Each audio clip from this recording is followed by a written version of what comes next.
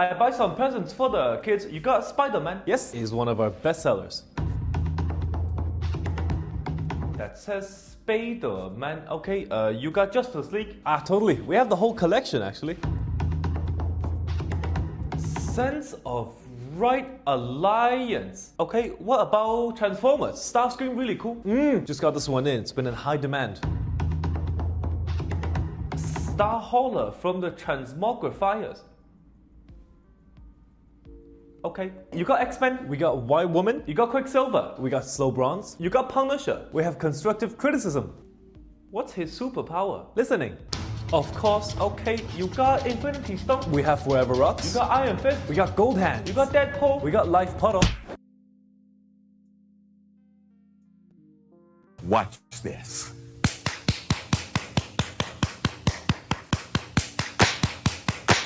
Oh, hallelujah.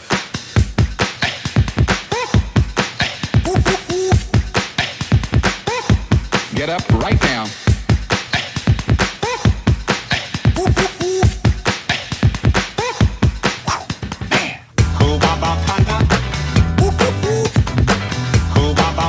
I'm hearing something real powerful for someone.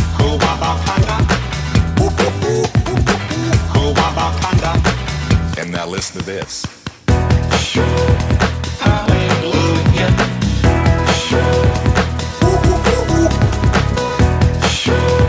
Sent that man that reaching out to hurting people.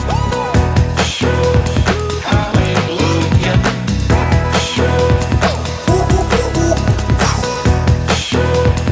This is what you do.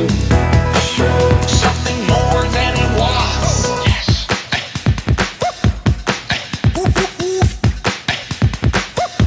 Listen to this right here.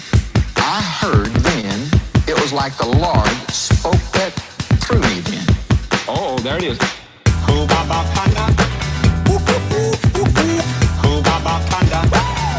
Get up right now.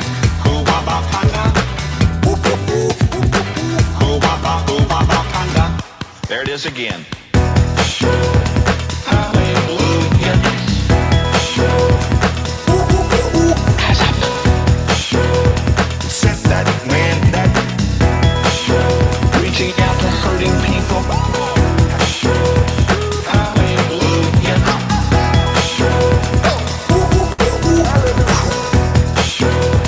This is what you do.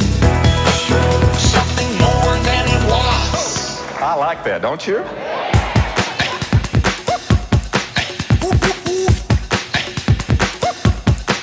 Make a vow. Touch you good. Make a vow. Touch you good. Amen. Make a vow. Hello. Touch you good. Make a vow. Touch you good.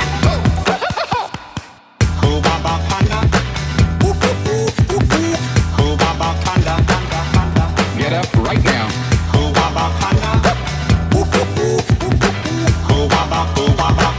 There it is again, so strong. Hallelujah. Oh yes. Sent that man that reaching out to hurting people.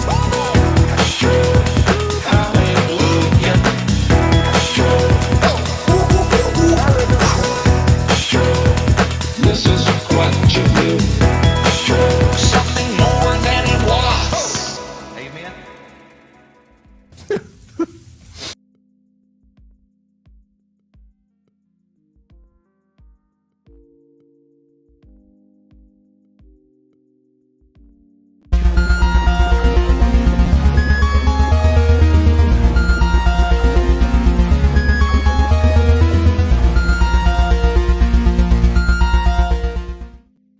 What's up? Good evening. And how's everybody doing? Excellent. Who Baba Kanda? Man, that song gets me dancing. Right?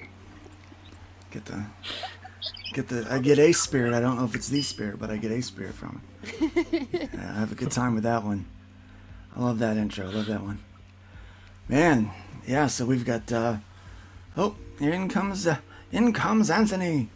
Welcome. We're gonna have a fun little NerdCap tonight, which is a nightcap for nerds. We're just gonna close off the evening. What are we talking about? Just pinch it off there. What? Pinch it off? What are you talking about? Dear Lord, what's going on? You nasty. Guys, I don't know if you heard in the news, but did you hear about this Aftershock Comics deal? Aftershock Comics deal? Uh-oh. No. Aftershock Comics Yep. filed Millions in Chapter debt. 11. Millions in debt. And we're going to get a really reliable news source here. We're going to go to a CBR. And that's where we're going to go tonight. Just so the SJWs can feel like we did our due diligence. Because, you know, that's how it works. That's what you got to do. So here's the deal. Here's what's going on with Aftershock Comics. Let me pop this in here real fast. We're going to take a look at this. Aftershock Comics has filed Chapter 11 bankruptcy. The birds are going again there, Ray. Them birds. I don't know where. I think he lives on a zoo. Like in a zoo. Something. I bet I would love to go where he is. It's always sunny. Like it's like 10 o'clock at night and it's sunny. Mm-hmm. Don't worry, guys. I'm being sarcastic. I know how time zones work. I know how the planet works. Okay. Aftershock Comics, the independent comic book company that launched in 2015. So they ain't been around that long. Has filed for Chapter 11 bankruptcy in the District of Central California. This news follows recent reports that the company has been behind on paying a number of its creators. So here's what's going on with these guys, right? Word came out a little while ago. Bleeding Cool released the news that they were, look at that. That's why I hate CBR. Yep. Spam. Yeah, an ad. Pop that up there. They suck. Everything about them sucks. So, Aftershock Comics, the word came out that they had been paying their more well-known talent, like the bigger guys, right? Mm-hmm. But they themselves had not been paying the lower-level talent, or mid-level talent, whatever you want to call them. So the people that were already famous had a good following they were paying, but they weren't paying their other artists. And so they filed for Chapter 11 bankruptcy right before Christmas, right? Basically saying, look, guys, thanks for all of that art that you gave us. We're not going to pay for it. No Christmas for you. No Christmas for you. You suck. Nothing for you. So that is what we're going to talk about tonight a little bit. We're going to talk about that. We're going to talk about diversifying your brand, different ways that you can find other means of income while making comic books and being a part of all this. And so we're gonna do that. We've got a bit of an update for fundmycomic.com. We'll cover that. Nice. And we're going to try to do that all in 50 minutes.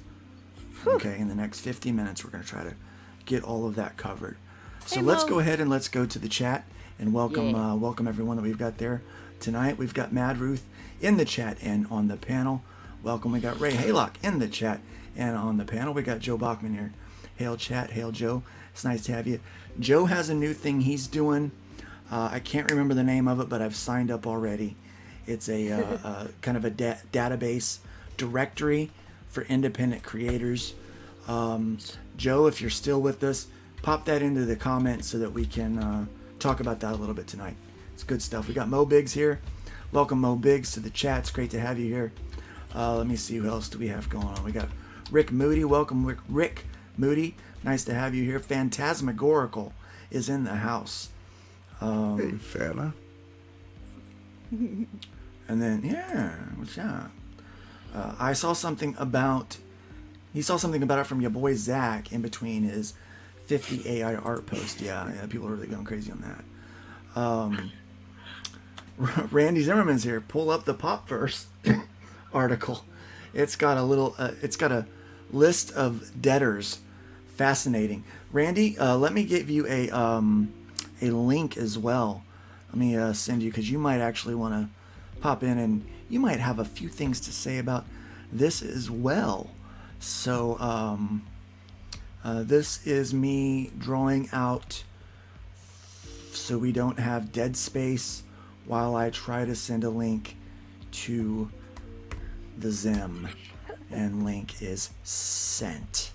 All right. I was so all here we ready go. to like help you, like actually You be should. helpful today, and then I realized that I logged out in order to be helpful to Jason on his stream, and so I have to I'll have to log back into the right one. Yeah, I totally could have used you being helpful tonight. Because remember, I'm trying to get this done fast tonight. Well, like That's what she said. word salad. Hold on, I can get up in there. I can get up in there. That's Yeah. also what she said. My gosh, lots of gold, and I'm not even on the on the button to play the clip. Look at this. I'm like legit see? like hand typing this in. Help you with that too, but Yeah, I'm like I legit gotta hand get typing this in. that code. Yeah. Aftershock Comics Bankruptcy. You know, I really like that. Are you guys a fan of The Office? Oh yeah. I love that scene where Michael walks in the room and says, "I declare bankruptcy." I just imagine that's what it was like. What it was like over at Aftershock this afternoon when they did this. Good evening, everyone. Yeah. Good evening. I would Aftershock. suspect that was not how that went. Aftershock claimed to have created the first trans superhero in 2017. Wait, it was 2016. Wrong. I'm sure there's somebody out there long before that. I did a character back in the 70s that changed gender. I like how Mo he comes in now with the sage advice when it's too late. Thanks, man. I'll remember that for next time. Didn't Bill Loebs change the gender of Dr. Fate back in the 90s, I think. Yeah, I mean we're. So it's I don't know whether that's transgender when you gender swap. okay. No, it's the same character. Poof! Suddenly you're a woman. Poof, you're a woman. Yeah, poof. Got it. We're in, we're out. We're in, we're out. We're in, we're out, we're in, we're out. There's two Pipers, twice the fun. Twice the Pipers. I was gonna Twice the go with fun, it for twice a the little fun. while, and then I was like hearing everything double. I was like, nah. Yeah, it's crazy. You could have faked it. Just change your All voice right. slightly. Evil So yeah, twin. this is the Yeah, evil popverse.com. Now that you've and, done everything, I'm here to help. 10 plus million owed. My Oh gosh. my god. My gosh. Couldn't even That's pay a off lot your of debt. staff. Like, If you're going to declare bankruptcy, you can go further in debt first, pay everyone up, and try to make everyone whole, and then declare bankruptcy. That would be the decent thing to do. Yeah. That would be the decent thing to do, yeah. That's not what they did. No. And look at So that here list. are 11 images. Holy crap. What a list. Is this the list right here that I'm looking at? Wow. Oh, no. The farther down you scroll, there's a whole list of creators that are burned. I mean, Sorry, I wanna it starts find with the the A's and it goes all the way down. Oh, here it is. All right. Scroll to the Z's. According to the Wow. filing, Oh, yeah. the following people, many of them comic creators, are owed money. Oh, wow. Oh my Yeah, baby. God. Oh, my gosh. Do I know any Look of these at that people? list. I am so sorry for these people. Wow. Oh, my gosh. Don't guys. need to, I know Brian Hawkins. don't mean to I know make light Brian. of this, but I am so sorry for these No, people. this is so bad. It is worse than bad. The more you scroll down, the Oh, more man. names you'll recognize. And Here's it's like, the thing. Here, I'm gonna ooh, let's oh, get this nice and big for our viewers. Goodness. Guys, let's take a look at and this. it This just keeps I don't know going. why I was Oh my thinking it was gosh. like a handful, like maybe 20 people. If is only. that's what I was something. thinking. I had no If, idea. Yeah. It if was this only bad. it was that many. How do you Yeah. let Damn. yourself get 10 million in debt? You should see the article. If you read the article, they go O'Halloran? through and they list all the major debtors. These aren't even the major debtors. This is just the talent that they owe money to. Oh my gosh. It's not Holy- even the major debt. They owed San Diego Con. How do you get in debt with San Diego Con? Yeah, What? How Go up the list Sponsoring something? and take how a do look. you It go is to San insane. Diego Con and then lose? Yeah. Exactly. Oh my That's gosh. what I'm saying. We can't even Here's get what into was San happening. Diego Con. These guys were Right? spending money, going to conventions and sponsoring to try to bolster their name instead of paying their talent. That's what was happening. Jamal, For that Jamal kind of stuff to Igo. happen. yes. I'm not. I Oh don't, I don't know if no. I feel so bad No, about that man. one. Yeah. I mean, still. Though, Joe Pruitt. if you did Joe work, Pruitt.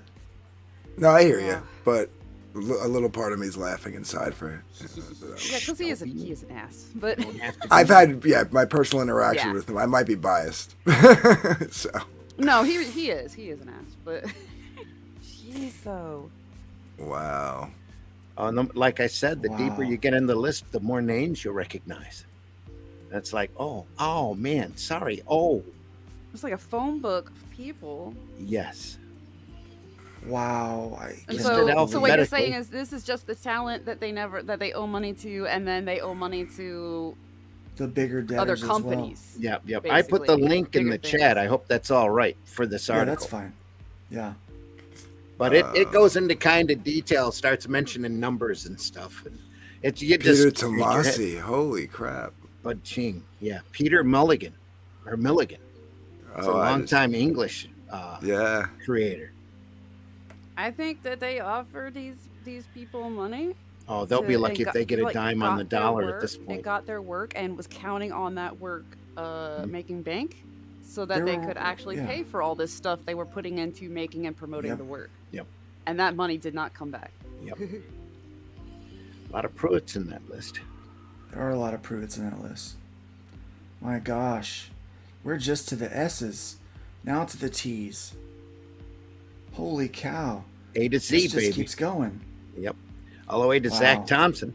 Jeez. My gosh, guys. So that's a lot of people right now that have money that are owed to them. And Wow. some of these guys, 18, 15,000. Welcome, buddy. Just insane.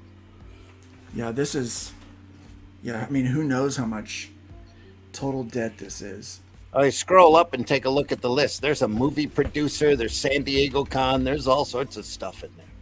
I'm going to give everybody the seizure. How does by all this happen? How do scrolling you quickly dig your to the hole top. this deep is the question. Just by not paying people? Is this all because Diamond isn't forwarding payments? Is this who? There's so many questions here other than the fact that they filed paper and they promise everybody's going to get paid as soon as they can arrange some funding. But you file papers like this to protect yourself from debtors. And eventually they liquidate whatever So- assets that you have, which they said they got plenty of assets. Yeah. So yeah, they said they got between 10 to 50,000 in assets, but they Million. also own between Million. 10 and 50,000. Million. Oh, million. I'm sorry. My bad. That's all right. There's a All right, couple so, zeros you missed there or something. What Aftershock is telling employees privately about the bankruptcy filing, someone familiar with the situation has told Popverse that Aftershock CEO John Kramer has informed employees that the company will be in a better place in a month, and the company isn't in any danger of closing. According to our source, Aftershock CEO attributes the bankruptcy filing to a preemptive move to block a creditor who was going to attempt to take over the company. Popverse has been unable to confirm this version of events or the creditor in question. I like that they're being transparent, at least. That they're flat out saying, like, this is technically still a Well, rumor. This is their Yeah. spin. Yeah. It's what Yeah, it is. It's them, Nothing it's to them see here. trying to- yeah. Yeah. Nothing to see here. Yeah. What they're It's Han saying Solo. publicly- It's Yeah. Han Solo and A New Hope sitting in the control room. We're all fine here. Everything's We're- everything's Everything- good. It's all. yes. How are It's all you? good. How are you? Popverse has reached out to Aftershock Comics for comments and received this in response. After much deliberation, Aftershock Comics LLC has voluntarily filed a petition for protection under Chapter 11 of the United States Bankruptcy Code to enable the company to restructure its senior secured facility, as well as being in a position to secure additional financing to continue to operate its business. They have a senior intent of this secured dis- facility. Right, yeah. We The might have been in intent of that. this decisive action, among other considerations, is to allow the company to maintain operations in the ordinary course, including, but not limited to, paying employees and continuing existing benefits programs, upholding and following through on commitments to contracted creators as well as vendors who supply goods and services related to marketing, merchandising, and advertising. Aftershock will continue to operate, publish, and market comic books and graphic novels to supply to direct market retailers and mass accounts through its distributors in accordance with all federal, state, and local guidelines. We regret the inconvenience this has caused to those we work with and may cause in the near future. However, we believe that going forward, this will allow us to best position the company for long-term success. Do you believe that? How is filing bankruptcy going to do? All of those things? Yeah, maybe I'm not understanding question. bankruptcy. It's kind of legalese, really. And it comes down to our ass is covered. We're sorry. Yeah. Wow. It There's all the depends on what filing. chapter they filed for. They might actually pull themselves out, but the They chances filed of for that Chapter happening, 11. Yeah. yeah, isn't that full liquidation then? Chapter 11. I think that's the restructuring. Okay. It's so that they can't. It's so creditors can't come after their money. What they do. Yeah.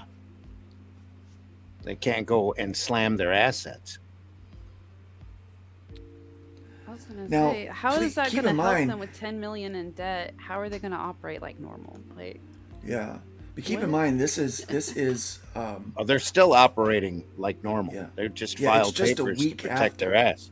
Yeah. yeah, it's technically just a week after allegations came to light that they were not paying their employees or their creators.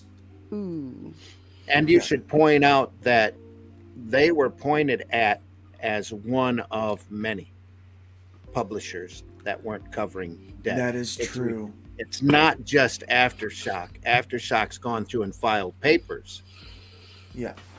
and that might lead to So- a lot of other publishers trying to restructure at the same time. Now, we're going to talk about this in greater detail on Thursday morning, because we have a longer format to discuss these kind of things. But we are. I mean, is this an isolated event? Is this one company that's doing poorly because of bad business practices? Or is this one of many dominoes still to fall? That is a good question. I'm not sure yet. what I think about that, but I'm not feeling good about. They're saying that they're going to come out of this. When I see a list of creators that are unpaid that long, that bothers me, because I understand how much money that equates to, And some of these people are like, from what I understand, I don't know if it's this, because like Randy said, they're not the only company. Right. So yeah. I think it's Aftershock, but aren't some of these people like over a year, like owed their money? Like they've been doing work for a year. Yeah. It's been like it's really behind. And let's be honest, the current model with how Diamond does distribution runs into some problems because you're getting pennies for these books, pennies on the dollar, which is it's the amount of books that you have to move, and no, it doesn't matter how much they try to flub the numbers or prop up what's the situation is. We all know that fewer and fewer comic book shops are carrying mid-level publishers. They're doing Marvel and DC, probably Image, and they're doing a lot of back issues. Smaller publishers and independents are not getting shelf space because they're making that shelf space for RPGs and collectibles. Yep. We've been talking for a while that we have to focus on the fan, the reader. Reader comes first. Well, they have to focus on what's coming first. And to them, it's RPGs, it's Pokemon cards, and it's freaking collectibles. It's that niche market. That's where the money's at. And some of these stores are even starting to make shelf space for manga. Yeah. A lot of them are now. Yeah. I think Diamond's been offering manga for quite a while. Mm-hmm. And a lot of these retailers, up until the bug hit, were only dealing with Diamond. And they've been programmed for decades that Diamond is their only distributor. Yeah, well, and that's all that they've wanted to deal with. It's what Diamond wanted to do. Yeah. It's what Diamond wanted to make happen. And they've succeeded fairly well at doing that, becoming a monopoly. Now we can speculate and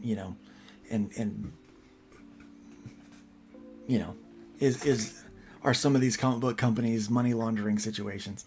By the way, it really the organized business. crime. I'm available for money laundering. I'll just put that out there right now. You need to lose some money. We can do a company. Yeah. If you need to lose money, I'm your man. I will. I'm just saying. I'm already in Jersey. I'm close by. There you go. Right. Yeah. Anthony, he's Anthony's a perfect candidate for that. Yeah. But really, it's a long chain, and the creators are at the tail end. They're the last link in the chain to really get paid, because all of that money trickles downhill. It goes from the publishers through Diamond to the retailer, back to Diamond, back to the publisher, and then to the creator. That's the way the money runs through. And when there's a glitch in that chain, the last link's always the first ones to feel it. And there's a long list of creators there in that article that are having a lot thinner holiday season than they deserve. Yeah. Well, exactly. So, like I said, we're gonna really dig into this on Thursday morning, because I think that this is a subject that we need to discuss more. I personally think that I think the scape of comics has been changing for a while. I don't think comics are going to go anywhere. I'm not worried about that. Comic books are going to be around because the people that make them, we're a tenacious group of people. You take away one avenue, we will frickin' bust down a wall to make a new one. That's what we do. Read it. Off my lawn. Yeah. I know a guy who does Homeless Homeboy, creator of Homeless Homeboy. The dude literally dresses up as his character, goes to shopping like convenience stores and grocery stores, sets his books up on the trunk of his car out in the parking lot, dressed as his character and pushes the comics to the people walking by and selling to kids. Nice. That right there, that is a spirit of independent comics. That is like that gets me. I'm all about that. I think when we rely so much on the regular avenues, the proper avenues, I think we start to limit ourselves. I really do. I think we start to limit ourselves. But I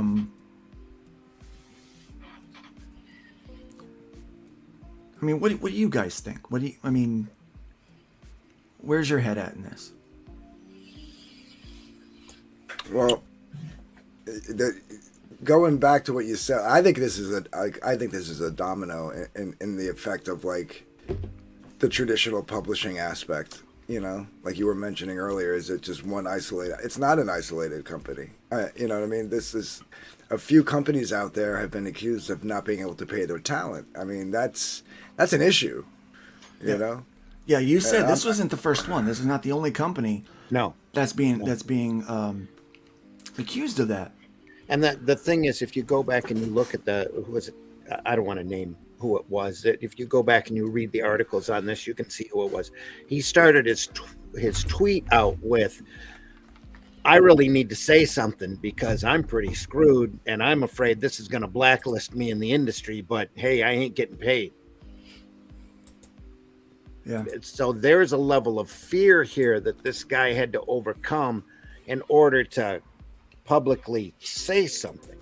So how many, obviously we've seen a small, well, not so small list of people that have been owed money or that are owed money that haven't said anything. Yeah. How many more people are out there in the industry that have worked for different publishers? And I'm hearing rumors that Marvel and DC aren't exactly that fast to pay either at the moment. That they're all having trouble. And they all might be having a supply line problem because the retailers have to pay the distributor who has to pay the printer. And now that the big two have jumped off to different distribution companies, Diamond has to secure the fact that they can get product from those distributors first.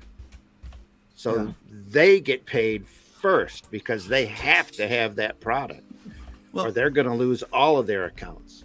So let's bring this up. The second and third grade companies are even farther down the payment priority when it comes to getting paid. And now maybe they're... So you're saying Diamond could be a little bit behind the reason why these smaller companies aren't able to pay their talent?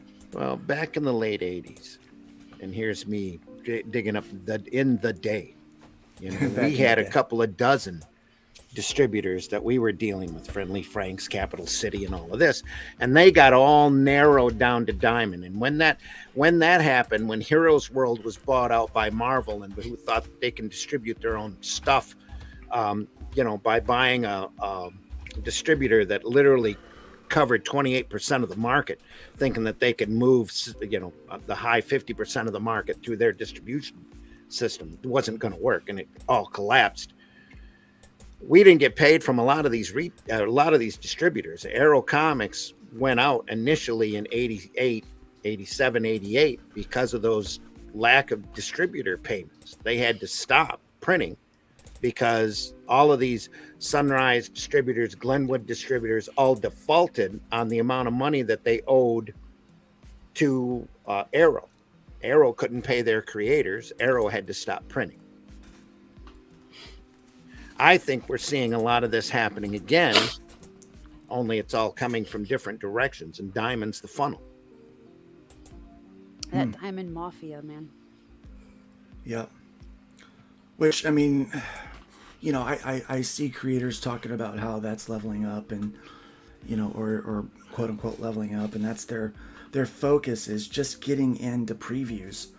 Which, I mean, let's be really honest. Randy, Arrow Comics can be in previews next month if they wanted to be. I mean, that's not a problem. I mean, We'd have to smile a little bit and see if we can get grandfathered in. But yeah, grit your teeth. But at this point, who wants to do that? Like, like it's. I personally don't feel like it's a model that's going to be working, but I'm afraid that this is the first of many to fall. Well, back when I was doing Arrow in the early 2000s, I came to the realization that I just want to make a living doing this. It doesn't matter. Diamond doesn't matter in the long scheme of things. They're one avenue to one area of distribution. But there has to be other ways of getting around this. And that's the cool thing about comics history. When you sit back and look at it, it's whenever there's a problem, somebody figures out a workaround and the art form comes out of it a little bit stronger and a lot more diverse and just so much better in the long run. But in the short run, there's going to be some pain. Yeah. Sorry, and I think that's what this we're is seeing. not a drawing stream. This is a comic book stream.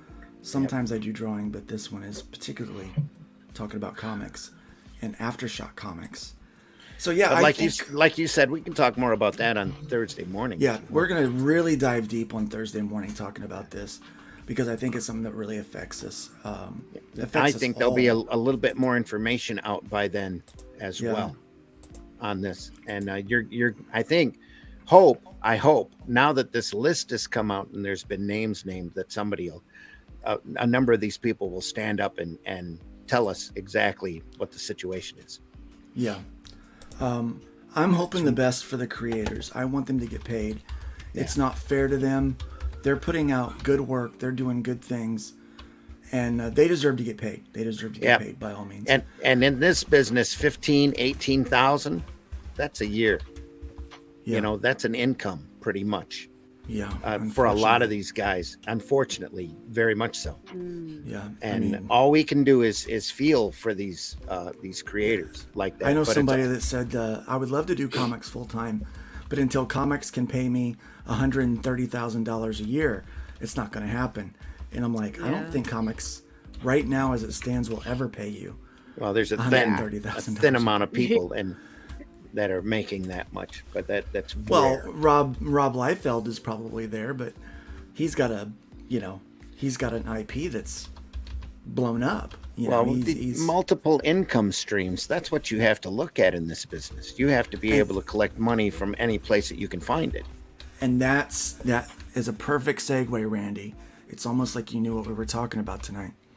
Oh no! Diversify your brand. So here's the deal, and I think we're talking 2023 because 2022 is pretty much over. We got like a little over a week left. Been wanting to get past that for a while. Yeah, let's just get through this. This is dump 2022. What get on to the next dumpster fire? Yeah. Guys, I want to hear from you guys. What are some of the ways that you think we should be, some of the methods that we should be using to diversify our brands moving forward? How do we bring in more money? Like, what are things that we can do as us as indie creators? Not all at once now. Yeah. You want to hear something cool? I just got off with a StreamYard call from a guy out of Detroit who's looking to start a comic paper. Now he's going to run for subscriptions. He's got a group of creators that he's getting together. He's going to print a newsprint paper and go out and try to find subscribers and just mail it to them. I think just this guy was talking in our the Menominee Falls Gazette was it has been around there for decades, that it's taken subscribers and have printed syndicated comic strips in it. And then Kurt Kulk up in the northern part of Michigan is looking to do his own paper. He's currently got a GoFundMe out there. He wants to do a comic and a lighthearted article paper. I think that one of these guys, the guy that you're talking about, the first guy, was talking about this in our general chat for the Indie Comics Connector Facebook group. I said, man, you need to get a hold of Randy. Hopefully that's him. Hopefully he did. Steve Dye with Rocket Magazine is doing something like that. I think there you go. I think these news outlets are smart. Let's be honest, CBR, not a great outlet. They only report what they feel is news, not what is general news. We used to have a lot of ways to hear about what's going on in the comic industry. But a lot of this now is just focused solely on Big Two news. And let's be really honest, the majority of what is happening creatively in comic books is really coming out of the independent market. It's out of the people that are mostly crowdfunding. And I mean, that's where your real life is at, I think, right now. I was going to mention Steve Dye. I think what he's doing, I think more people should either help get their eyes on that and support what he's doing, because I think what he's doing is great. I think what he's doing is he's basically resurrecting. I mean, I know there's more influences there, but he's basically resurrecting Wizard Comics. Yeah. So Only with a lot more emphasis on comics, on printing actual sequential art. Yeah. So I think as an industry, we should probably do our best to get behind some of these efforts, because it's efforts that we can use. I think that we can use them. I mean, for one, I'm diversifying. We are, and before we close out tonight, we'll give an update on what's happening with fundmycomic.com, but we're doing that. I have a meeting next Monday to discuss Fuel My Comic coffee brand. So, there I go again, doing that kind of stuff. But here was an idea I had. So each one of us, we have the kind of that staple thing that's our thing that we do for our crowdfunding or for our brand, our labels. I think that what we should probably do is find some of the things that we're currently doing for ourselves, and figure out how we can turn that into a service to offer to other people. Obviously, if you're an artist, you can draw for other people. I'm going to be doing that a lot next year. But if you do 3D models, 3D printing, you can do that. We got 3D Zach who does printing. I've got a local printer that I'm like, hey, I can get people a discount if we go through there. I don't, I'm not really making money off of that, but I get a little, I get a little extra discount, which in the end, that helps me out. If the books I'm printing get a little extra discount because of other people using his service, then that's good for me. That's good for, which then in turn is good for the customers, because I'm either making more money or I'm able to lower the price of my product in an already taxed economy. So, I mean, there's a lot of options.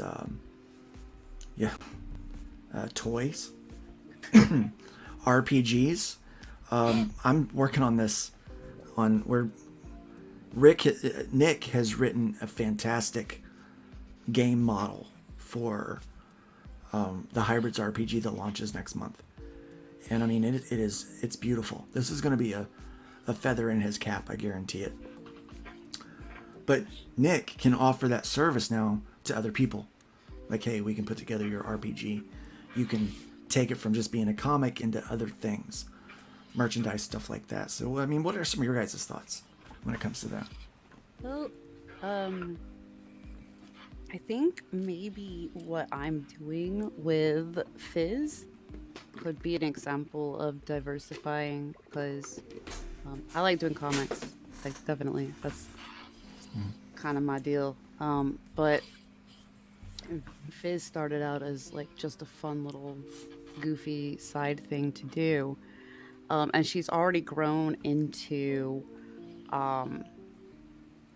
going to make a comic for her, around her. So she's got the audience for the streaming first, and the fact that she streams in character. So I want to crowdfund her comic, but it's her comic, so she's going to, be promoting it and this and that, so that people get to meet the main character, like, of the comic. And that should bring in, like, there should be her fans through streaming, and then maybe her fans introduced through that comic that is basically her backstory. and the fact that they can keep interacting with a character from the comic as the story technically unfolds live, sort of. Um, and then the merchandising that can come from either one of those things, or basically, you know, if the merchandise is centered around her, then no matter what the audience came there for, the merchandise would appeal to both. I think what Memes and Nick were both saying, it's down to that. It's interactive. Yeah. You know, I said Fizz is leveled up too. It's people being able to interact with your content on a more regular basis. That's why, you know, I do collectibles. That's why I do T-shirts, and you know, if I could have a candle scent, like, hey, it smells like Trash Man's sweat. I'm joking. I would not do that because you guys get the idea, right? You know, if you, the more ways that you can have people interact with your IP, I think the fans want immersion. Yeah. People are desperate for entertainment. It's not that people aren't buying comics. They're buying comics in a different way. Right now, if we look at the numbers for U.S. comics, they're down compared to manga. But they're not counting crowdfunded books. Nope. I mean, ISOM made a lot of money.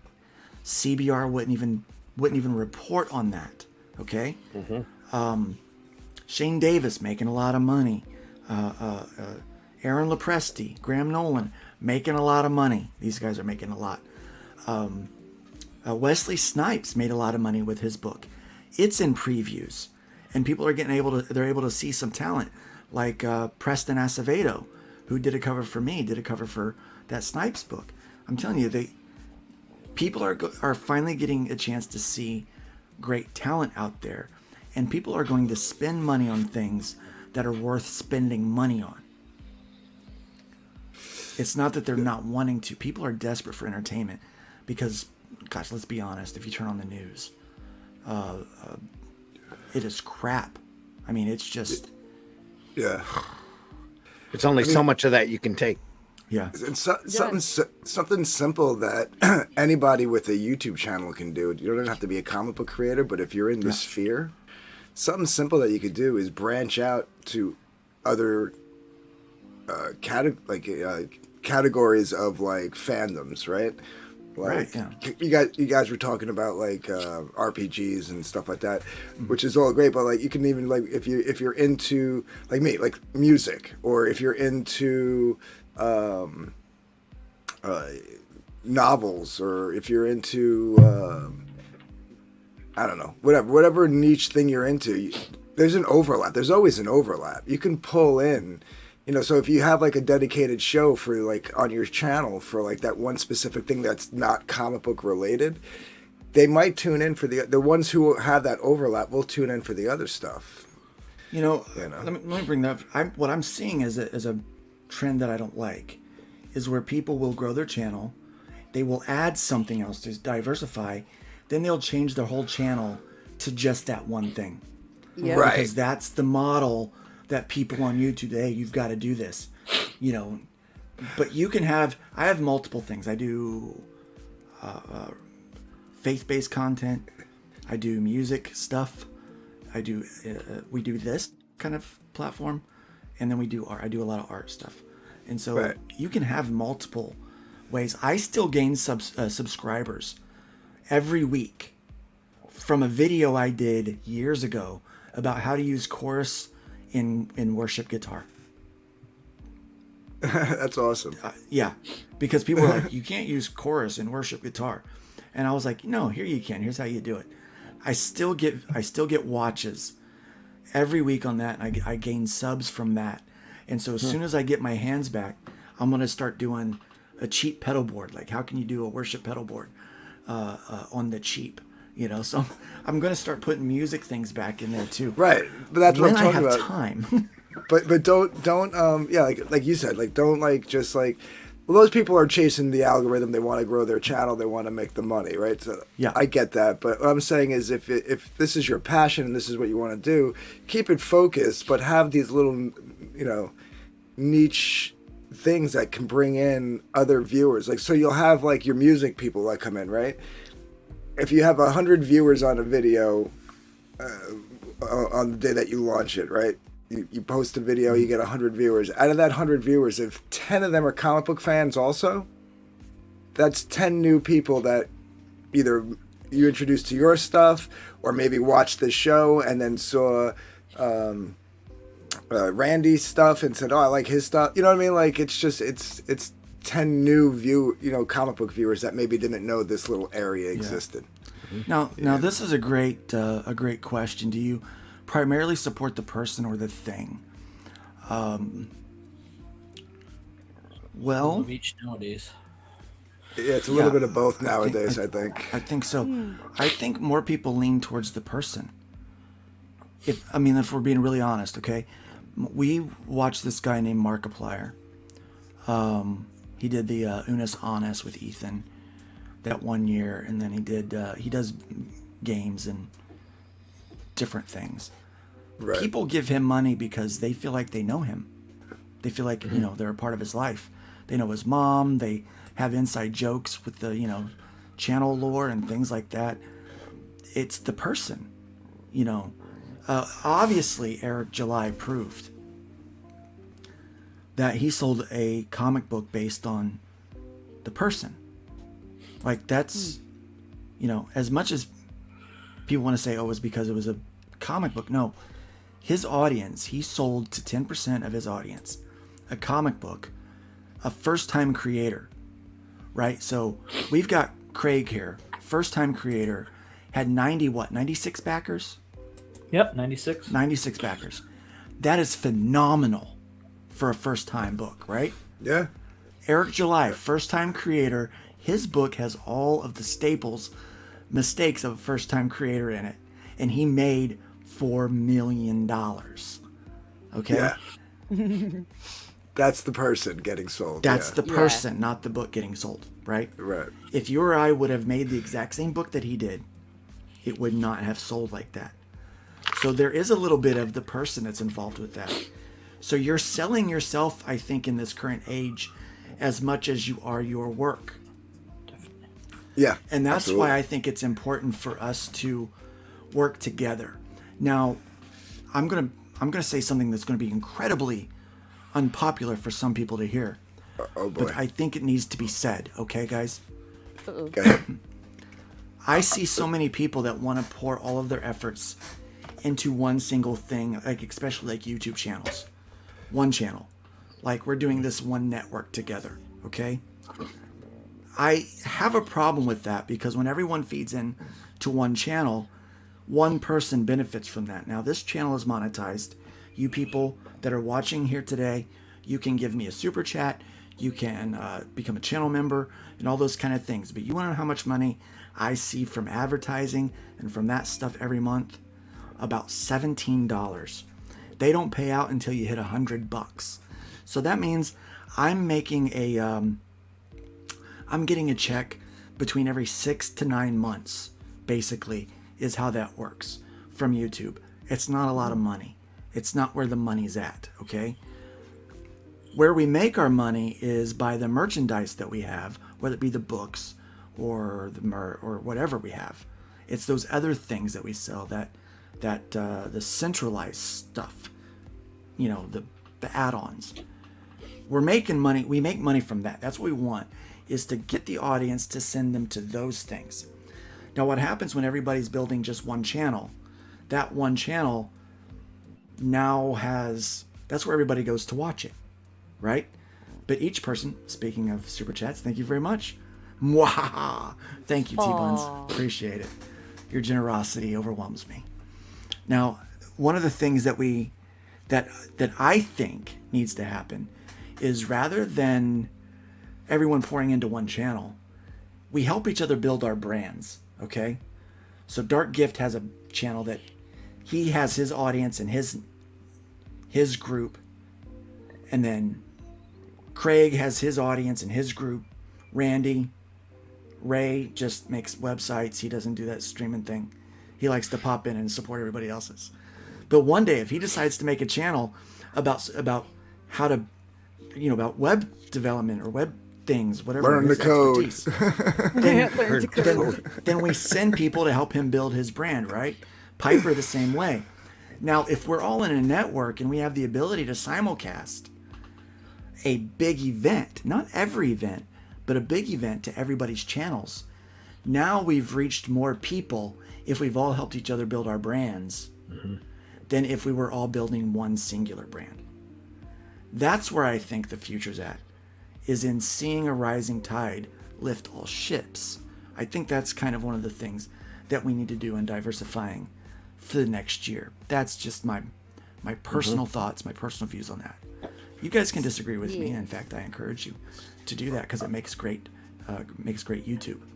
Well, side note, on a side note, not to toot my own horn, but I think Ray should start a channel and call it Learn to Code. I do too. Me too. LTC Network. There you go. Yeah, I think it would be great to do that. Yep. Because there's people that maybe have some knowledge and they would need, I mean, even just like a little bit of tutorial help. A lot of people's like, well, I don't want to give away the secrets, right? Well, look at this. Eric Weathers put out an entire series on how to letter a comic book. Teaches everything he knows. The man still works full-time lettering comic books. Because there's enough people to be like, you know what? You're really good at that, and this is a lot to learn. I'll just pay you to do it. Right. But like Right? the good thing about that, it's like the same thing as like when I got a leaky pipe. Let me pull up a YouTube video and see how to fix a pipe. And you got some plumber on there who has a plumbing business, like a legit plumbing business. Like some of these YouTube channels are actually like, franchised companies, and they're giving you tutorials on how to do it. But they know at the end of the day, grandma is still going to need to pay somebody to come and fix her pipe, right? So, And Now when I their do want to, name- their name is in everybody's heads. Yeah. When I do want to hire that editor, guess who I'm calling? I'm calling Piper because I saw her do editing videos and I know she knows what she's talking about. Right? Right. Now, Yeah. while giving away some of it, she's advertised herself. So, in your guys' opinion, how important is having a YouTube presence in 2023 going to be? It's going to be big. Absolutely. I think it's always going to be big. For right now. I mean, I shouldn't say always, but it's going to be big for the foreseeable future because it's literally like having your own advertisement reel play over and over again while still actually being able to say, hey, I know you. Nice to meet you. Thank you for stopping by and being personable with the person. It's like an interactive commercial all the time. Yeah, that's Nick why and I I think were talking. streaming was big because it kind of overtook the having a convention presence because it's way more efficient.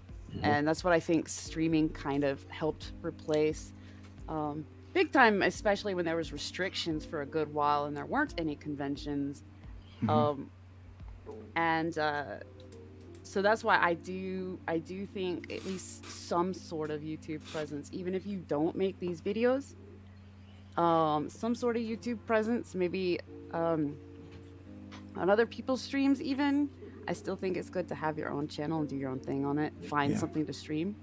Because that's how your potential audience is accessing the person behind the work. They used to have to like pay and wait in line, and maybe they get like a couple minutes to say hi and shake your hand. And now, no, they jump in your chat and find out what's up with you today. Yeah. And with that, Luke, I need to step out. So Yeah, I have I to get think up we- yeah. early tomorrow morning. I get you. But Yeah, I think I will- we've been at this an hour now. We're gonna do a quick update. Thanks, Randy, for joining us. I'll see you. I'll see Thanks. you Thursday morning. Thanks so much for having me. Good talking to everybody. You too, Randy. Have a good night. You too. Take care. Cheers, Randy. Nice to meet you. See you Thursday morning on the Nerd Bacon. So, Nerd Bacon. Yeah, we're gonna be talking about this aftershock thing. stuff. Yeah. Yeah, we're We'll gonna be see ya. talking about this even more. All right, guys. So, I was talking with Nick about. Yeah, too late. You could join us, Martin. Sometime you're gonna have to join us on the channel. I think you'd be great to have for conversation. But I was talking with Nick about this, and I think it was somebody else. I was talking with this about as well, just because this topic has come up a lot, that it's going to come down to FaceTime. That FaceTime with customers is what we need. Whether that FaceTime is either on YouTube or if it's in conventions, a personal connection with people, I think, is part of where we're going to find more of a multiple sources of income, whether that be selling your books to people or offering what you currently do as a service for others.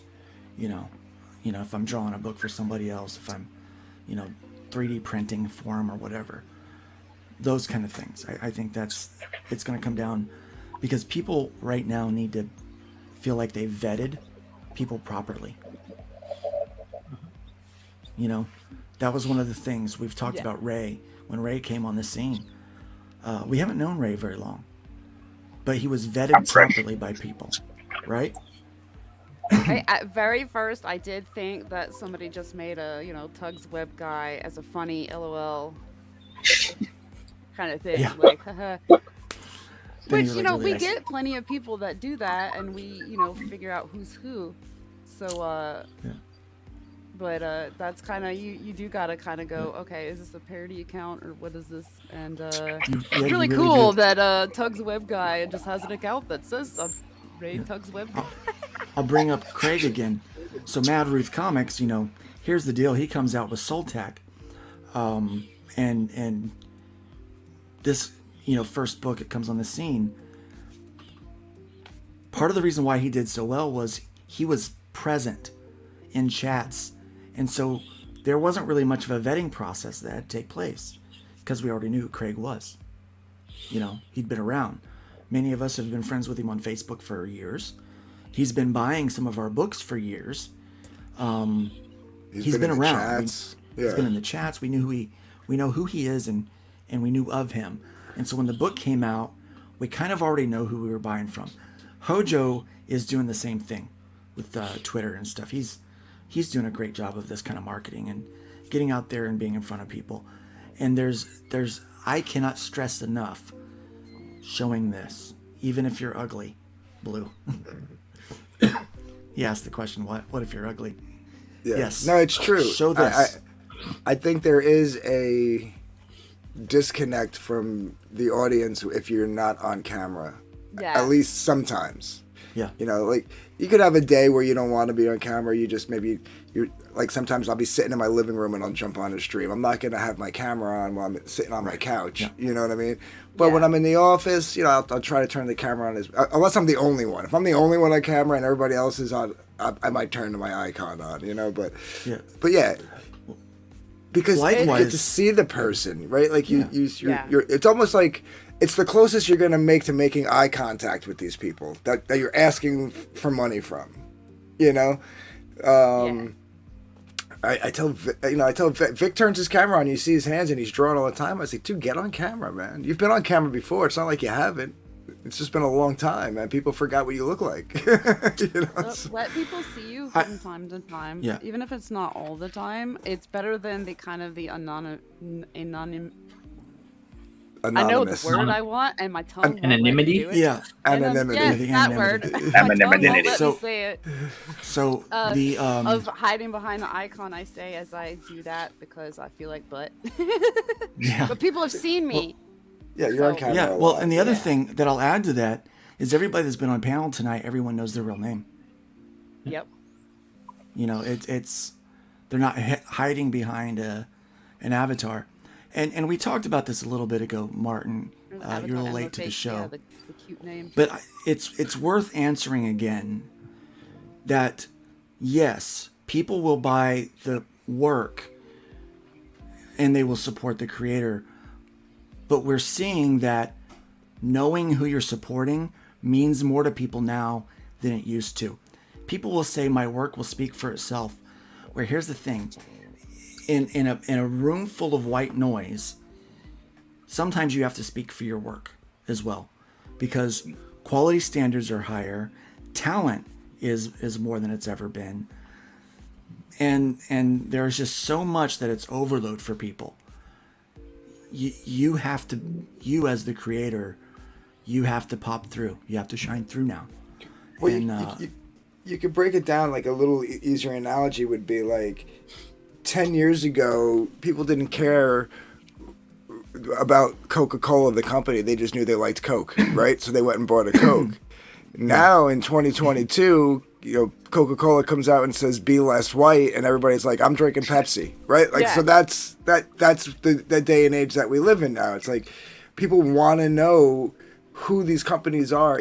Granted, like as a company like Coke is not an individual creator, but it is an entity, and they want to know that the entity that they're giving their money to isn't something that's anti whatever they are, right? So, like, and it doesn't have to be political, it doesn't have to be ideological. It just could be something stupid like they use a certain ingredient and this person just hates that ingredient for whatever reason. Like you know Nestle, what I mean? I don't want to support Nestle Yeah. because I know Right. what the company Screw is, them. right? Yeah. And Jesus. I like that Blue backs the books based on the book and not necessarily the face. But unfortunately, not everyone is like that, right? Again, we have to go back to what we've been seeing lately, where people are backing personalities. Markiplier has a clothing company that people will spend hundreds of dollars for a single item of clothing. And it's like a hoodie, right? They do that because it's Markiplier. People will buy Game Grumps gear because it's Aaron and Dan. Yeah. It's those guys, right? And now they don't show their face all the time, but they do show it from time to time. And that's the thing with your boy Zach. He did show his face, and people know his real name is Richard C. Meyer. People know that about him. Now he's not doing as well now as he used to do, but there's a lot of that he's caused himself. One of them was stop streaming. And One of them was Blue, stop I streaming, don't yeah. know, like, because like the attractiveness of the person is not what makes me back their project. If he's No, it's going not like that. that. The problem is personality. we're not like the companies that have like these big marketing budgets and this and that are everywhere. We have to sell our own stuff, and one way to do that is trust. And to get that trust, you have to put yourself out there. They're way more likely to trust a campaign from like Anthony than somebody that they've never seen, that has a cartoon avatar and like a goofy cartoon name. Like, right. They're gonna trust where their money's going. Right. It's more, it's not about like, I mean, I'm sure there are some people that'll go out there and buy Piper's books because maybe they think she's hot, right? But or whatever. But like, it's not really about that. It's not trying to capitalize on someone's looks. It's literally the trust factor. It's the vulnerability of like, here I am. I'm putting myself out here in front of all you people, and not only am I doing this, but here's this thing that I've worked hard on, and I hope you like it too. And they see the sincerity in that. Yeah, you guys are absolutely on target there. I think at the core of it is building that trust relationship between you and your readers, your backers, your supporters, because at the end of the day, that's who's important, is those people. And, so again, I keep using Craig as an example because he's been in the news lately for the stuff he's gone on. I mean, for his first campaign, this guy's been through hell and back so far. Having trouble with getting the release of funds from his campaign. His biggest concern was, how do I make my backers whole if they keep messing me around? I got to do what's best for them. I got to make sure they're taken care of, because he understands that trust between them and him is the most important thing that you can have. And so, Martin, it doesn't really matter if you're grumpy and unlikable. I'm in that same group, to be quite honest. Ever since my nap, I'm way more mean, I'm grumpier, and I'm a lot less likable than I used to be. And but sometimes, there's more of a find trust that relationship. Because you're just being Yeah, real. sometimes I do. Yeah, Blue's that next continues to be the comment. case. He finally, I think he finally got what we were trying to say, or he knew, and he's just giving us a hard time. Reiterating it. No, he says it doesn't necessarily rely on simple attractiveness. Faces help communicate, so the listener understands better later, even when the face isn't showing connection. Exactly, it's all about the connection. Human connection. It is human And connection. we need that because we are our marketing team. We are selling Mm-hmm. our own books. We are the people that We're are everything. getting the money for the books and Yeah. stuff like that. It's not a company. Otherwise, you're right. When I used to buy comics, I had no idea what the creators look like. Like I bought Deadpool because Deadpool. It was cool. Yeah. Right. For the No, most I was part, a- growing I was up, a I didn't fan- know who wrote or who drew, and I Yeah, didn't care. like I feel bad because I didn't have those names memorized. Other people would be like, "Who's your favorite Batman writer?" And I'd be like, I like the Batman that was like this, that went like No. this story." I knew the names, right? But like in my head, as a 13-year-old guy or 15-year-old guy who's picking up Spawn and Spider-Man and was a huge Todd McFarlane fan, never seen a pic. I mean, I eventually did in like Wizard magazine, but before that, never seeing a picture of Todd McFarlane. McFarlane was Spider-Man to me. Like when I would think about Todd McFarlane, and I would be like, oh, my favorite artist is Todd McFarlane. Little image of his Spider-Man with the big eyes, and you know what I mean, like the long jaw, and like that was what popped in my head. You know what I mean? Same thing with like Chris Claremont. When I think of Chris Claremont, I would think of like Storm and Wolverine. Like that's what they looked like to me. Like I didn't know what these people look like. Yeah, You know? Gambit. I Yeah, will that say, was when my. it came to authors of like my favorite books, like my favorite novels, then dude, I could rattle off my favorite authors and all the books they've done. I think comics was so involved that I was just like my eyeballs were all over the page. So I didn't really memorize who did what because even in a single storyline, names would change. Names would change plenty. So, so I feel a little bad, but that's one thing that would always get me like out geeked when. But let's people be would, like, honest, it didn't matter back nerd then, out did it? about their favorite thing. That would be my first. Oh, you're not a real. You don't even know the name of so and so, and I'm like, oh yeah, I just didn't realize I didn't put the two together. Shoot. But think about it. It didn't matter back then so much, right? Because back then we didn't We care weren't who they normally voted buying the for names. or We were whether or usually not buying they the were a characters. Christian or not. We didn't care what color their skin was or what gender they were. I remember when Sophie Campbell, when it came out that Sophie Campbell had transitioned, right? It was a slow day in the news. And it was like, oh, by the way, now this artist is now known as Sophie Campbell. And we're all like, oh, okay. All right, whatever. It wasn't a big deal, right? Now it's to the point to where who you voted for, what you believe in, your ideals, your gender, your sexuality, all of these things tend to matter. So people are judging more about the projects on the creators, and so that's why we have to build that trust with them on like, hey, this is who I am. You know, this is what I do. And that's why so many people jumped on to support Craig, because he had already had a trust with those people.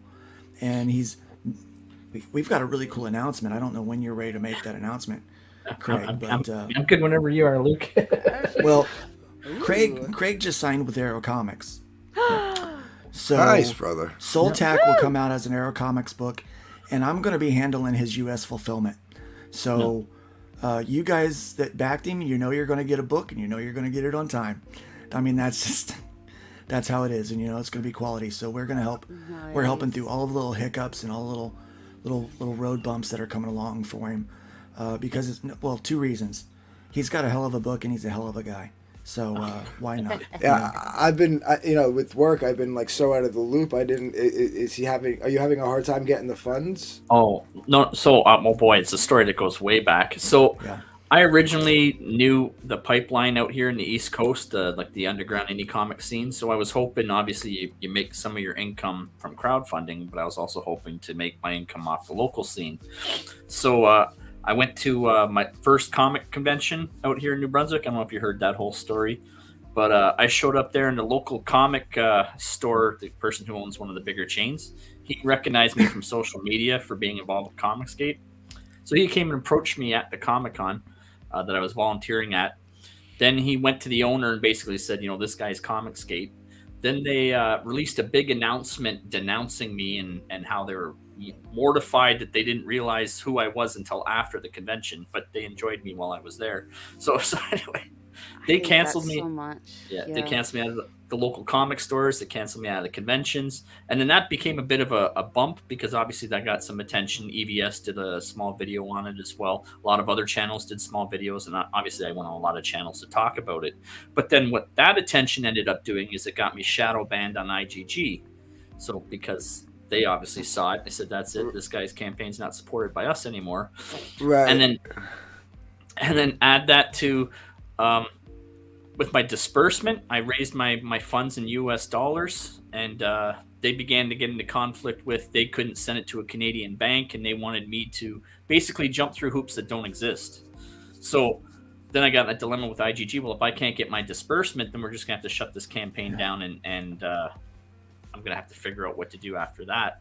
So I made that announcement after 2 failed disbursements, and I just realized, okay, so I've lost my local comic conventions. I've lost my local comic stores. IGG's burnt me. Like, what am I going to do with my book? And then Luke obviously came along, and Randy came along, and they said, hey, look, we see you're down. We'll help pick you back up.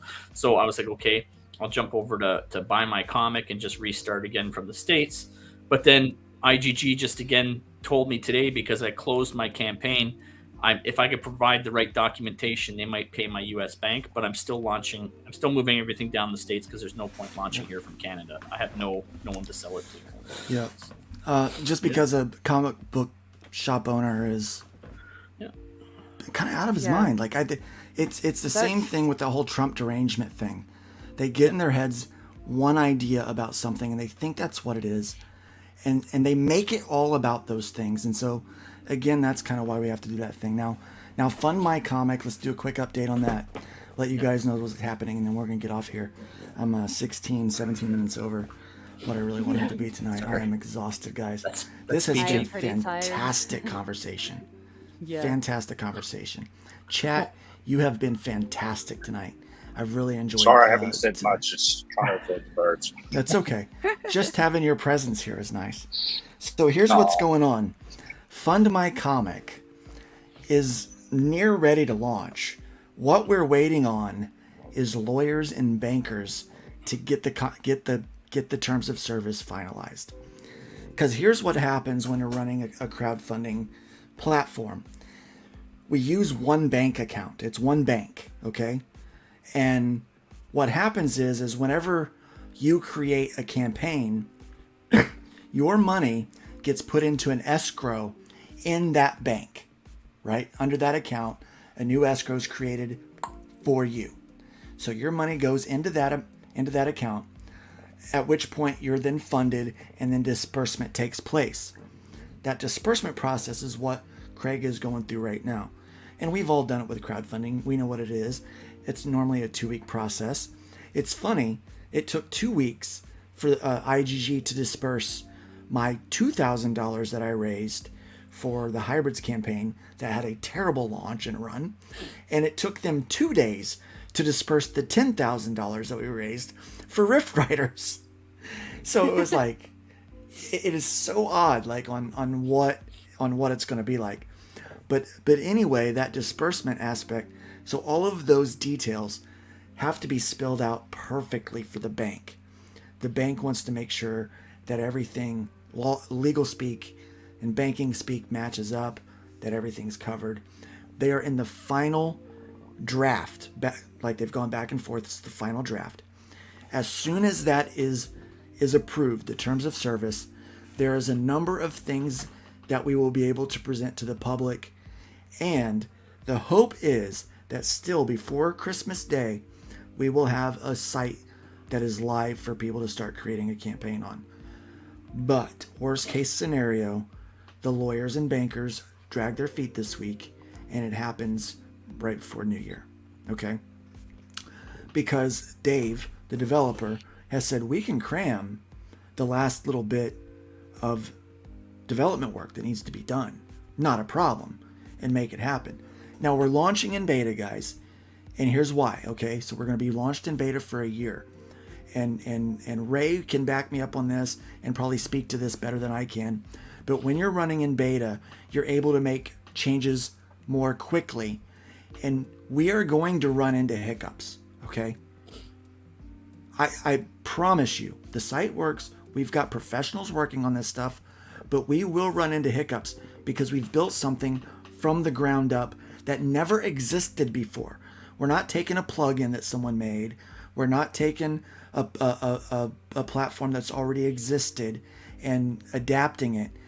This is being built from the ground up. All the ones and zeros are being put in by hand. Awesome, right?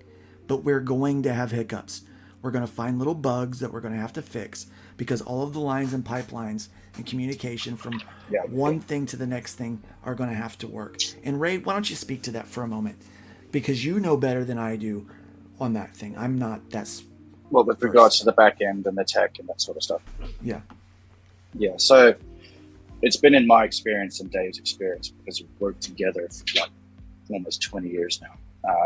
He's a god when it comes to code and that sort of stuff. So everything that we've built, so we've gone and we've reverse looked at all of the Indiegogos, the GoFundMes, the Kickstarters, looked at what they've got and that sort of stuff.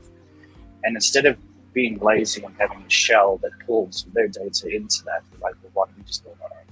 We've got the team, we've got the people, we've got the expertise. And it's literally, we just opened up the Lego box and started building. You know, we're not using third-party proprietary software. It's our own. Nice. It's physically built on our own and coded. It's on our own boxes too. Like the servers are physical boxes that are owned by our developers.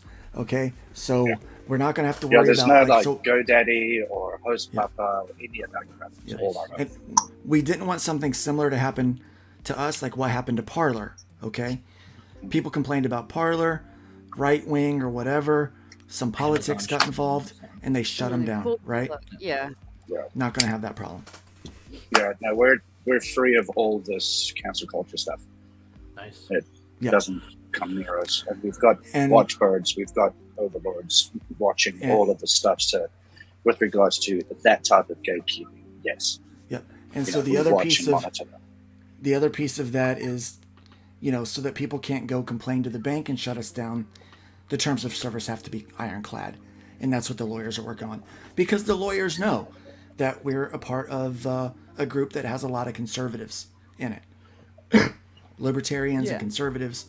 And that the world doesn't shine so favorably towards those who lean politically the way that we do. And so we don't want to chance anyone trying to come at we don't want an Eric July situation where PayPal's keeping their money. Yeah. That kind of thing. So that's what we're working on right now. So we are going to launch, and yes, we created our own Indiegogo. Who are you using as a payment processor, if you don't mind me asking? Is it Stripe? Stripe? Yeah. Stripe, yeah. They're pretty solid. Yeah. Stripe's pretty solid. I've seen their TOSs and that sort of stuff with regards to what we're trying to do. And it's, in a nutshell, it's like, if you don't break the law, you're safe. Yeah. Did you guys look in? I mean, I'm just curious, just because everybody always mentions it. Did you guys look into parallel economy at all, or?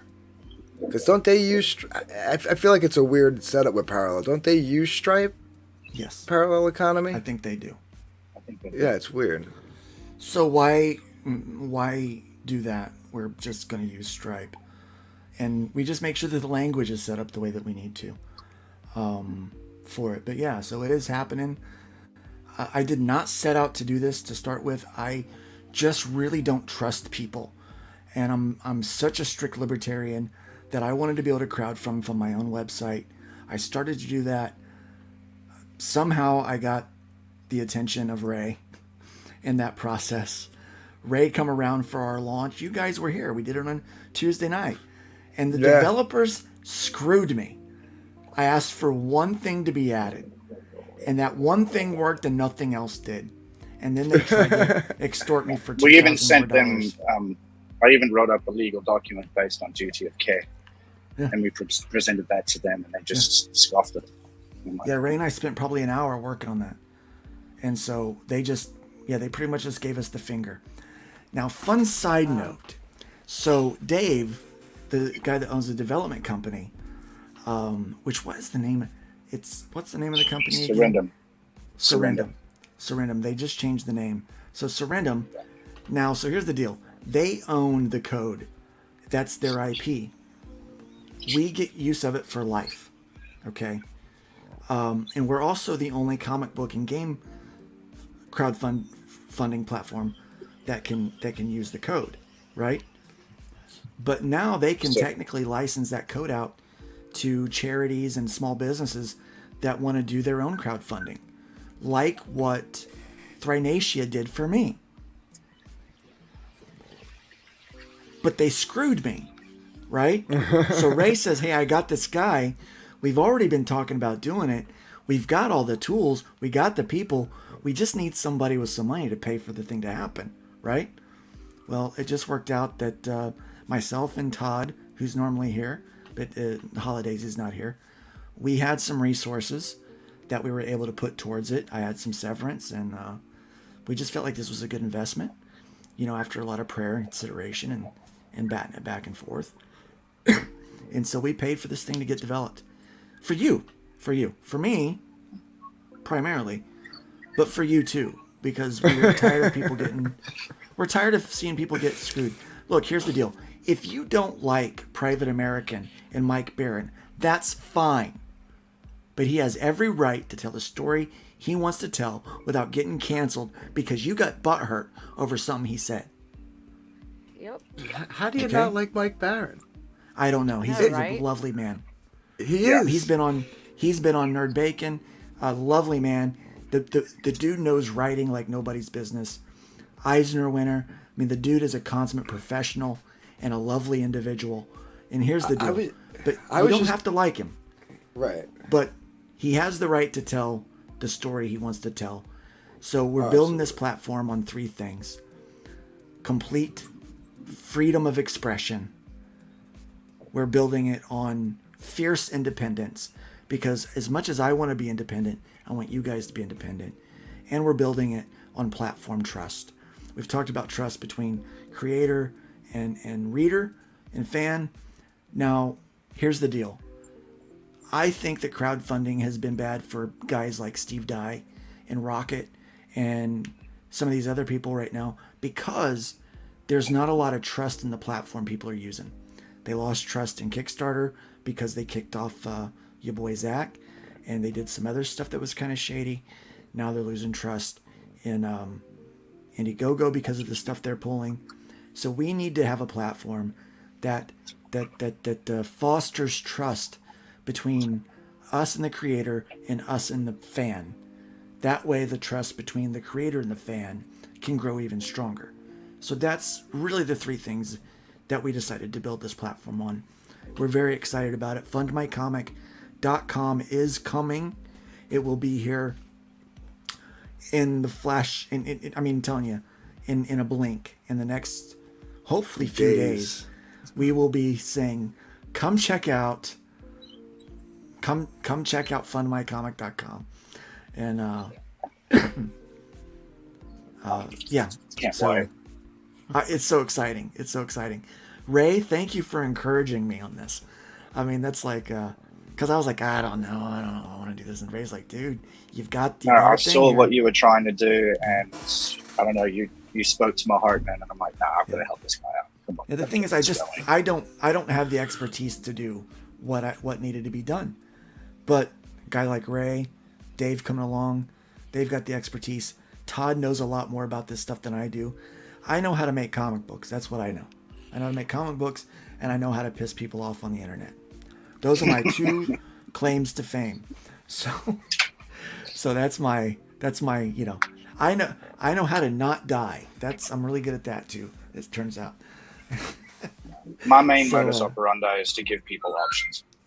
And if there's something in my wheelhouse that I can give you, then it's yours.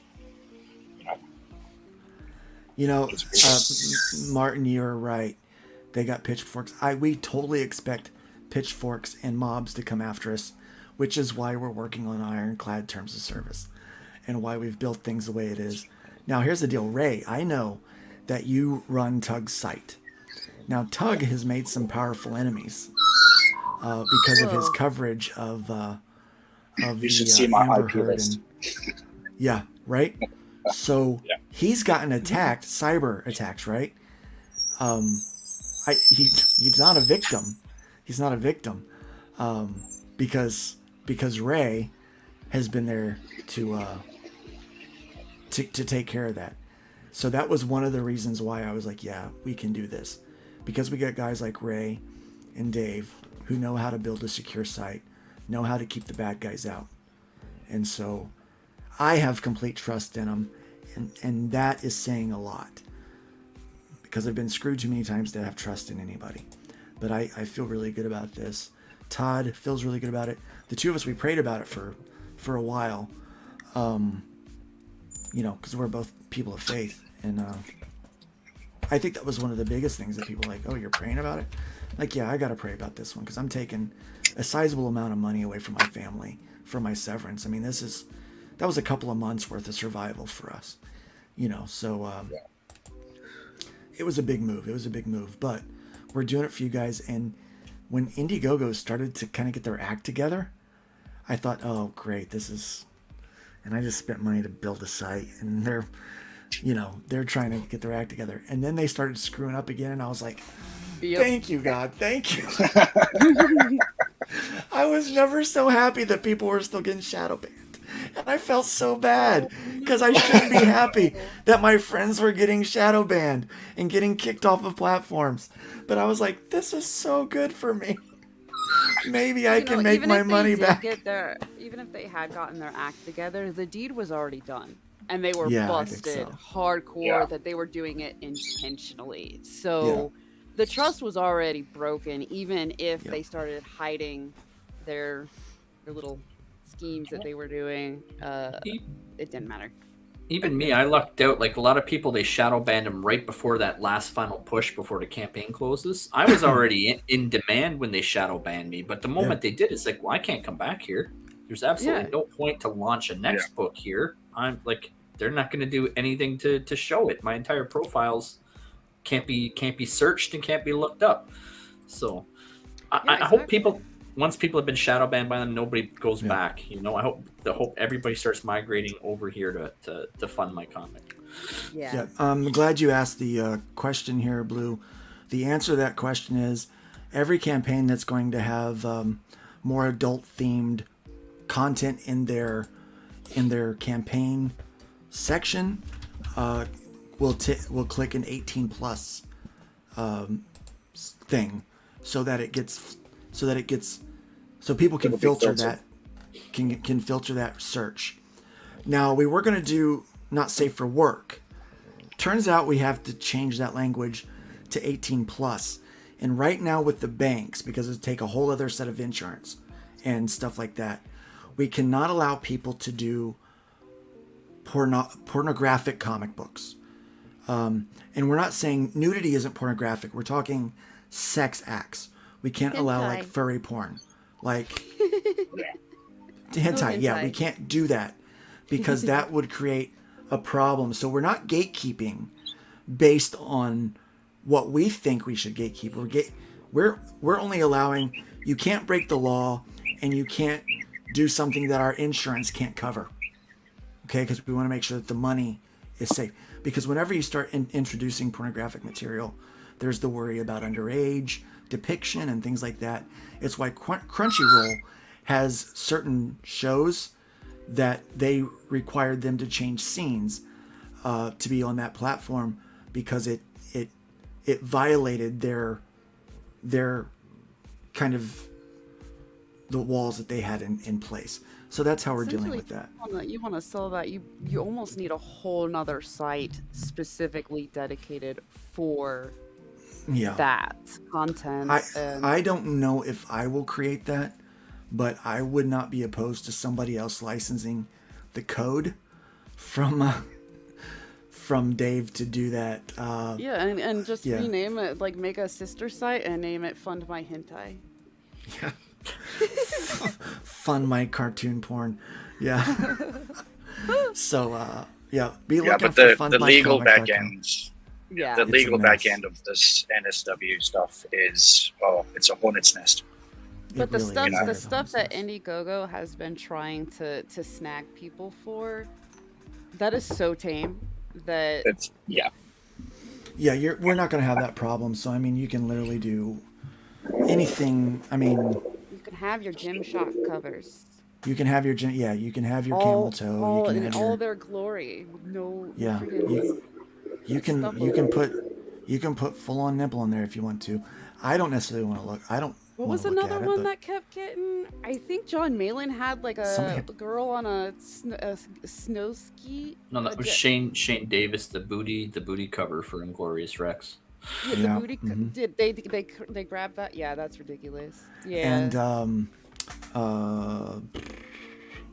what was the other one? The Well, they got Broken Vaughn Compass too. Comics and Yeah. Vaughn, both of them like had money withheld because of something in their campaign depicted violence that they didn't like.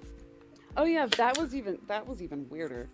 So what Yeah, I think's you going don't on have with the problem with us. IGG is people reporting it. It's the people that hate us. They figured out. They get a hold of IGG Trust and Safety, and they launch a complaint. IGG opens it up, and they just go boop. Okay, fine, problem solved. Can't see it anymore. I don't think IGG's people keep saying, oh, they're going around and what? No, they're not. It's the same jerks. Oh, yeah. Once they figured out the algorithm that hey, we can call IGG and they'll shadow ban people. It's the people with Flag no this lives. for Yeah. whatever, because yeah, Bored. instead of investigating it, I guess it's just easier on their end to go, oh, okay, there you go. Yep. Now you can't see it anymore to complain about it. Yeah. Loots for lewds. That's funny. That's a message from the Queen. 'Tis a nude. Anyway. But back to your original conversation. I know you wanted to have this a short stream. I was saying you basically have two options. You either go to where the people are or you create an environment that the people come to. At the end of the day, that's what you have to do. You can go back to the old brick and mortar days where we used to go to the arcade, you go to the video store, you go to the comic book shop. Again, you were creating a place that the people went to. That's not what it is anymore. Everyone stays home now. Everyone's on social media. Unless you can spend a ridiculous amount of money on commercials and advertisements and interrupting videos every 14 seconds with what it is you're selling. The only other way to do it is to create some sort of a show. Like I said, I kind of want to do like a late night talk show. I know I'm biggest procrastinator when it comes to building my channel, but I think the late night talk show has been a test and proven way of doing it. If people just made an hour show with a host and a co-host, quickly talk about the news, have like 3 guests for that night, like everyone is competing with each other, and there's 32 different channels, and every channel's got 4 people watching it. Like, it's not working. We're watering ourselves down. But I thought if people focus their energy, you have a co-host and a co-host. Every time when someone's got a new book, they go through the cycle. You know, they go on this show, they talk about it. This show, they talk about it. That's probably the best mechanism to do it. Now, it's hard when there's so much politics and everyone's got their clicks and all that stuff. But I think that's the solution going forward. Yeah. And we just want to support everyone. As you know, as much as I don't want people to think that it's Fund My Comic is not a CG platform. It is CG welcome, friendly, but anyone is welcome to fund a book on there. That's why we're only offering we're only asking a 2% platform fee. It's because we know how difficult it is to fund your dreams, and we want people to be able to fund their dreams. It shouldn't be. Some of these guys that have put out work for Aftershock shouldn't be worried about how they're going to take care of their families this holiday season. It's not right. It's not fair. And so we're doing our part. We're going to do our part. And so hopefully you guys will do your part by supporting the platform, supporting what we're doing. Share the word. Share the word. It'll be a lot of fun. Every time I say short stream, take a drink. Yes, it's going on, James. It's just how it is, guys. It's how it is.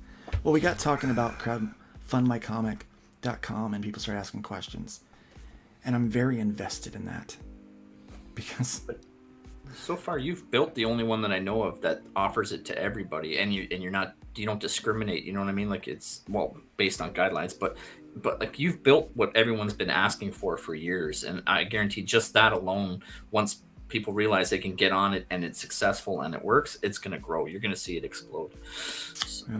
I mean, I want everybody's money. Yeah. Right? Like let's sell our books to everybody and get everybody's money. That's kind of the idea. Yeah. We shouldn't stop. Clownfish has a video about Aftershock. Yes, they have gone bankrupt. They filed Chapter 11.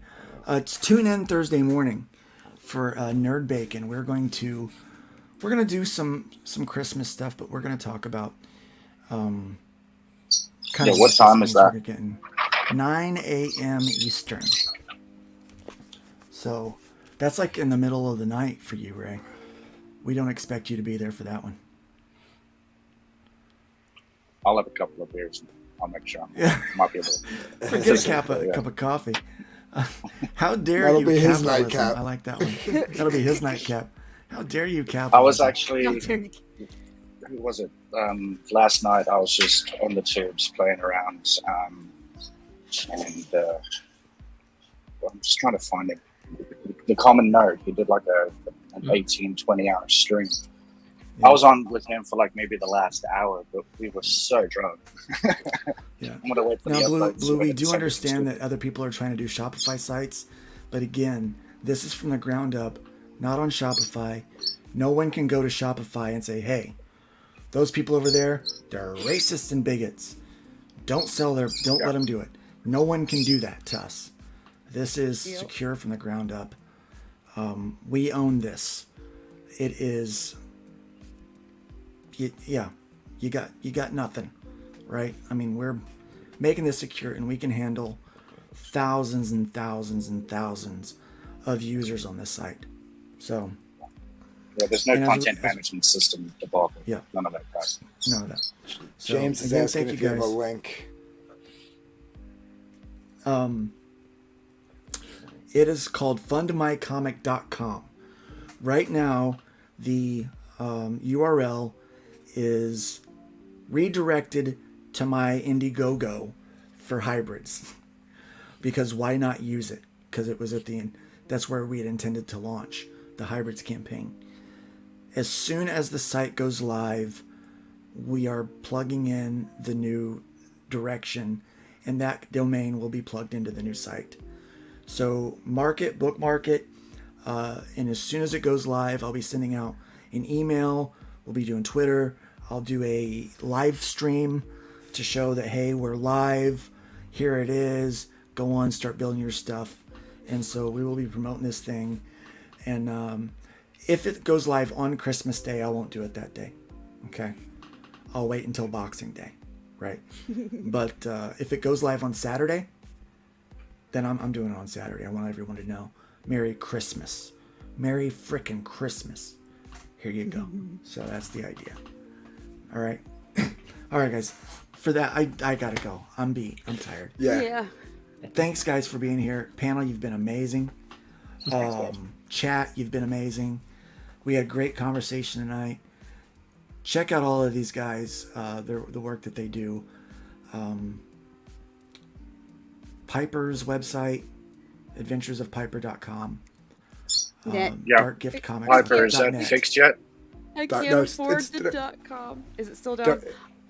It's still down, I think, until after the holidays, and then it's going to get worked on better, basically. Right. I got to answer the question. The reason why is because what we've heard a lot of people that buy comics say is they don't want to have to go to a bunch of different people's websites. Okay. Now that works if you've already got a very large following in and of itself, right? If that's what you've got. Okay. But if you don't have a large following, then you need a place that's centralized like a storefront where people can browse the comics that are crowdfunding. That's what Indiegogo gave us. But when they started shadow banning, they took away the one benefit they have. So that, number one, is one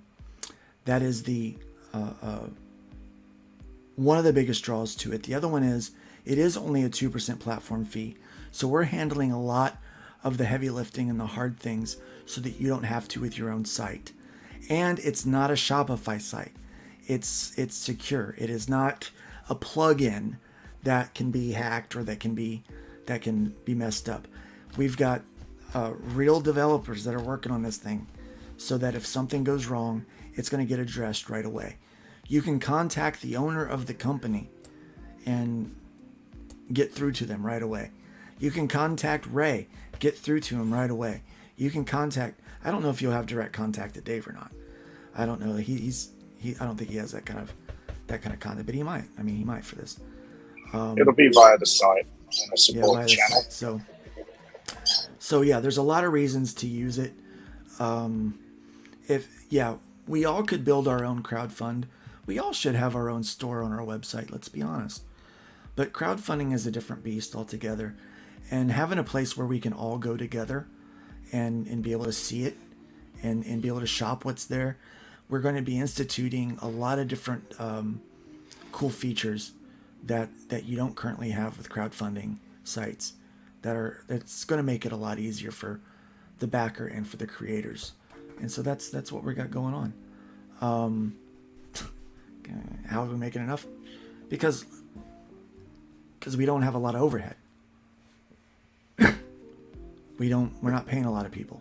Okay, 1% goes to the 1% goes to the developers, 1% goes to the site, so we can pay for site management. That's it. Will that percentage go up in the future? Probably, yeah. We're not going to keep it that forever. We're going to keep it that as long as we possibly can. But when we have to start hiring more people, we'll go up. We'll never be as much as the competitors because we want to let you guys keep more of your money. That's just the long and short of it. Quite honestly, I'm making my money by making my comic books. Okay, we just need to make enough money to maintain the site and to grow it and to add more features, and that's what we plan on doing with this. So yeah,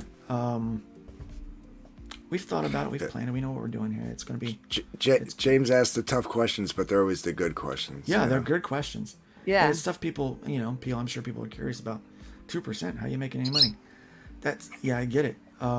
We're not making a lot of money. But again, I'm not trying to get rich off of you guys. That's not what we're trying to do. We're trying to maintain the site and allow you guys to fund your dream a little easier. Yeah. He says, "Sorry, you look like you're gonna die." Questions later. Yeah, I am so tired. Yeah. I'm so tired, guys. But yeah, Memes of Destruction has it right. You can watch videos on any website. YouTube is just so convenient, and that is going to be the factor. There's going to be a big convenience when it comes down to it. So, thanks again. Great questions. Again, great chat. Great panel. It's been fun. It's been real. It's been real fun. But man, if I don't get off of here, we're gonna have a Dale Keown situation on our hands. Before you hit the button, just after you take your nap after Nerd Bacon, come over to my channel for the holiday open mic night special on Thursday night. Absolutely. There we go. Eastern. Absolutely. Yeah, check that out. Yeah, subscribe to everybody. Check them all out. This is a fun network of people that we're building each other's brands. If you have more questions, please feel free to find me on my website, lukestonestudios.com, or over on Twitter @LukeStoneStudio, and ask away. We'll answer all those questions, and I will be putting out a series of videos once the site goes live to answer all of these kind of questions that we've compiled and kind of show what's going on with the site. But yeah, that's it, man. Anybody have anything else you need to say before we get out of here? No, before somebody asks another question? No. That's it. Hit that button, man. Hit the button, man. July 4th. All right, guys. We'll see. You have a good day. God bless you. Remember, build up more than you tear down. Leave the wood pile higher than you found it. And you know what? I don't even care.